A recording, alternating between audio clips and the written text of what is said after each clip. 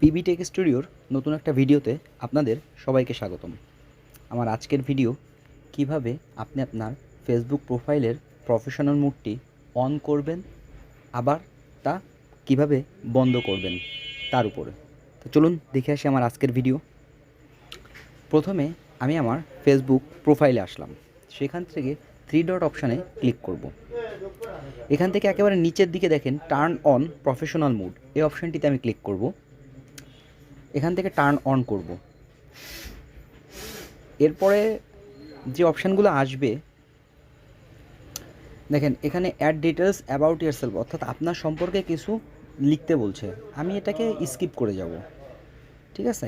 আপাতত আমি এটা লিখব না, কারণ এটা হচ্ছে যে যেমন পেজ ক্রিয়েট করবে তার উপরে লিখতে হয়। আমি এই অপশানগুলোকে স্কিপ করে যাচ্ছি। দেখেন আমার তিনটা স্টেপ, এই যে 3টা স্টেপ, এই পাশে 2টা স্টেপ, এই সব কটা স্টেপ কিন্তু কমপ্লিট হয়ে গেছে, অর্থাৎ আমার প্রফেশনাল মুড কিন্তু এখন চালু হয়ে গেছে। আমি একটু রিফ্রেশ করলাম, দেখেন আমার প্রফেশনাল মুড কিন্তু চালু হয়ে গেছে। এবার আমি আমার ফেসবুক পেজের ভিতরে ঢুকলাম, আবার বাইরে আসলাম, দেখেন চালু হয়ে গেছে। এখন এটাকে যদি এই প্রফেশনাল মুড থেকে যদি আমি আবার ক্লাসিক মুডে যেতে চাই, মানে আমার আগের যে ফেসবুকের যে অবস্থান আছে সেই অবস্থায় যেতে চাই, তাহলে আমার কী করতে হবে? সেক্ষেত্রে পুনরায় আবার 3 ডট অপশনে ক্লিক করতে হবে। টার্ন অফ প্রফেশনাল মুড এই অপশানটিতে ক্লিক করে কন্টিনিউ করতে হবে। এবার টার্ন অফে ক্লিক করতে হবে।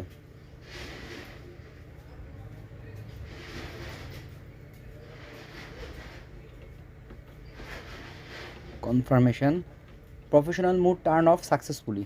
এবার আমি ক্লোজ দিলাম। আমার ফেসবুকটা কিন্তু পুনরায় আবার আগে সেই ক্লাসিক পেজেই চলে গেছে, ক্লাসিক মুডেই চলে গেছে। দেখেন একটু রিফ্রেশ করি, দেখেন সেই পূর্বের অবস্থানেই কিন্তু আবার চলে গেছে। আমার ভিডিওটা ভালো লাগলে অবশ্যই আমার চ্যানেলটিকে সাবস্ক্রাইব করবেন।